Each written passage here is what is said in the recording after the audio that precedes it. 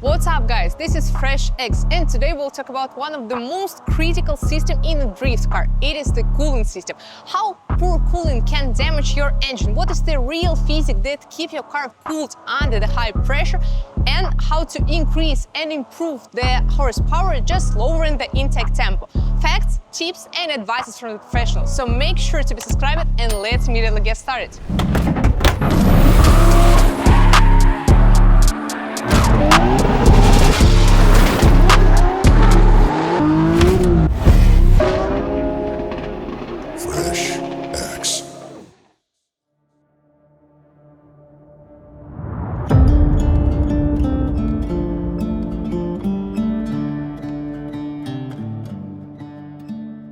No matter what discipline are you driving, drift, circuit, drag, rally or even track days, and it really doesn't matter which horsepower of your car. Once you're moving from the street to the racetrack, the cooling system becomes the first thing that needs to be modified.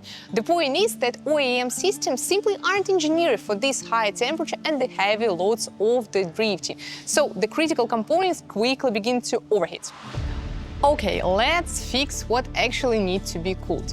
Engine coolant or water if you're using it, engine oil, power steering fluid, fuel, brakes, intake air, and in some cases it's transmission. Almost every driver hitting the track eventually runs to the cooling issues. That might be overheated brakes during the circuit racing, or the size power steering pump in rally, or power loss, for instance, in the drag due to the heated intake pumps. These failures often happen due to the misplaced priorities in the cooling strategy, because what's critical in one motorsport discipline might be secondary in another, and this one-size-fits-all solution doesn't really work. So let's discover which system matters in each discipline. Coolant and engine oil tend to overheating both on short sprints and long-distance tracks, so they should be always prioritized in the cooling system. Hydraulic fuel in power steering is especially critical for drifting due to the generated excessive heat in high steering angles, which is in the circuit racing, drag or rally, it's far secondary. Fuel tends to overheat on the long runs, making it critical points in circuit racing. In other disciplines, it's more like nice to have rather than a necessary. Brakes overheat in circuit racing due to the repeated high-speed braking and the rally, to the uneven surfaces and unpredictable grip levels. In drift and drag racing, brake coolant role is minimal, so it can be deprioritized in this case. Due to the lack of the direct airflow in drift, because we're side-weighting here, intake air cooling becomes the essential and prevent power loss for the detonation. In circuit and rally, their airflow is consistent, so intake air temp isn't so critical. And the last but not the least, transmission cooling is vital in circuit racing. Unlike drift or drag, where the loads in intertwined, circuit racing puts sustained pressure on the gearbox and the differential, with a consistent shift and prolonged full load operation. So overheating here can lead to the rapid wear or failure if not addressed. Okay, let's dive into the engine cooling, one of the most critical systems in any race car. Inside the engine block, the coolant circulates through the water and the radiator and then spread the heat inside the atmosphere. So we're going to tell you how this system is organized in our engine. Right now, as you know, we're building our pro-spec Nissan Z powered by S58, and we're making the whole entire cooling system based on the engine output. So in the previous videos, we explained why we chose the S58 engine, what's wrong with 2JZ and how modern is it, and how we developed the world's first dry sump system on S58. So if you haven't watched this video yet, hit the link at the corner and check it out, this comparison between the legendary 2JZ and a technical S58.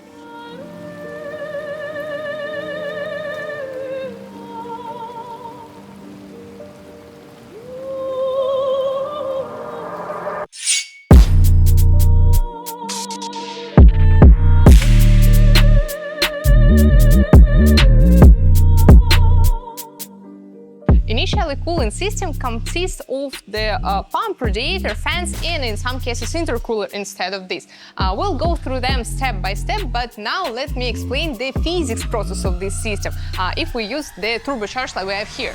If we'll take the turbocharged engine, the compressor forces the air in and it takes and increases the temperature. If we have the plus 20 or even more degrees in the UAE and the turbo is running about 2 bars of boost, the intake temperature can reach closer to 100 degrees. The point is, if the air enters at the engine in this condition, it can cause the pre-ignition.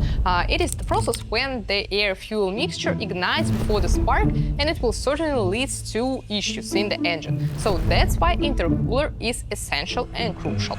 There are several parts of the cooling system. First one, air-to-air. It's when the intake air from the turbo passes through the radiator, which is cooled by the oncoming airflow. The airflow pulls heat into the intercooler, cooling the intake part before it enters the engine. The second one is the water-to-air, the system that we use. The coolant fluid absorbs to the heat from the intake air at the core, and when the radiator cools the fluids and reduce intake temperature before it reaches the engine. And here we have the interesting fact. Of course, the boosted engine needs the charged cooler, but the amusing fact is that it's a very cheap way to gain power. And again, it's physics. Let me explain you.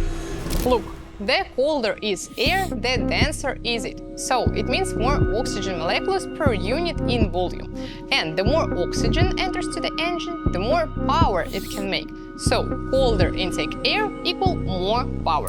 So without raising turbo pressure or changing engine setup, you can simply lower the intake temp into the 3 horsepower boost. For instance, imagine you dyno your car and get the baseline of X horsepower.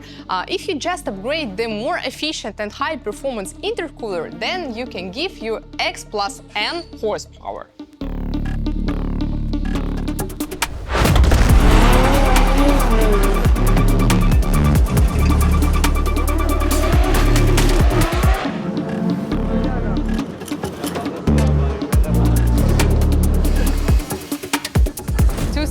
Improve cooling, whether it's front or rear, the most important element is the high-performance radiator setup. Its core job is to be efficient in a high temp and heat dissipation. So the stock street one is okay, it's good, but for the standard condition, and it works fine under the regular use. But in drifting, you need much higher cooling capacity. So there is no universal rule like just make it bigger or thicker. Anyway, upgraded radiator that is thicker or that holds more coolant will be already outperform the stock one.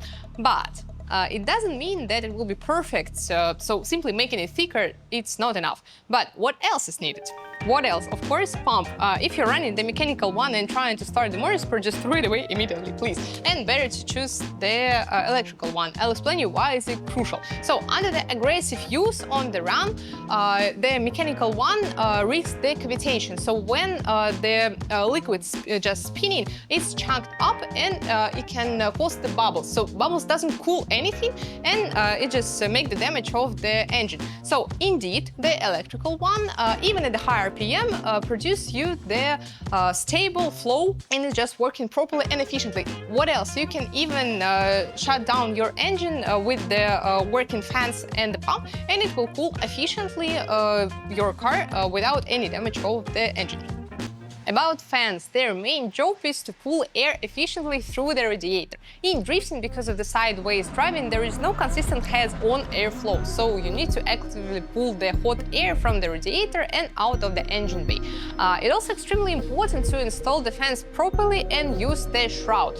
In our Pro Z build, we use the shroud that creates the sealed location between the radiator and fans. So in this case, we ensure all the air passes through the fans and not around them. No gaps, no leaks, no open space, the airflow doesn't escape and find the path of the least resistance. It flows exactly how we want from it. Actually, of course, it's the custom solution, and we developed it especially for the CSF radiator and SPAL fans that we use here. So if you're running the same setup, we highly recommend you to get this shroud as well. Now it's available on our website, so check it out and purchase. Okay, let's discuss the main reason of the overheating. Dust or rust in the coolant system, the first one, pump or fan failure, faulty in the radiator cap. It regulates, by the way, the pressure inside the built-in spring, so 1 bar 1.3, and its proper function is critical. When the coolant heats up, the pressure inside the system rises and the fluid can boil, which leads to the overheating or damage of the engine. So a working spring in the cap holds the pressure at the set level that you give there and allows the coolant want to stay liquid at a higher temperature, for instance, not 100 but 125 degrees. And it increases the cooling system efficiently and reduces the risk of the engine overheating. And the fourth one, it's the not optimal engine operating mode with, for instance, uncontrolled processes. And let's discuss this one. Exhaust temper can reach even 1000 degrees, which raises the engine bay temper by 200. So the main point here is the heat management. Here, we use the heat management of the engine bay to provide the cool system. So if you see this ribbed surface, it's the heat shield. Other can use the heat wrap. It's the non-flammable fabric that's cover the downpipe, but this one is more efficient. So how it works? The first layer, it's the ceramic fiber silencer, and then we use this heat shield at the out one to prevent the extra heat and extra temperature of the exhaust manifold. And the interesting point, we tested. So at the turbo we have this heat shield, and in the downpipe we have this heat shield. But we tested the temperature with the fiber silencer, and it's twice less than in the turbo. But so you see the difference. So in this case, we prevent the extra heat inside this area. Since we changed the twin turbo to the big one, now we're closer to the engine bay and all this heat stuff. So in this case, we made this golden barrier to prevent extra heat from this part to the engine, and it helps a lot more. So when we're tested, we'll check the exact temperature that we reach this. In addition of the aforementioned info, of course, it's important to cool power steering, oil, water, etc. But it's the point of discussion of the next video. And since this system is so complex and so custom, it's your assignment to check if everything is working in your car. And if not, and everything or something is missing, maybe we can assist it with you. So you can purchase something from our website, link will be below, and we can help you with our custom or just a regular solution. So hope you liked this video and found it useful, and like and share this video with your petrol head friend, and make sure to be subscribed. And see you there at FreshX.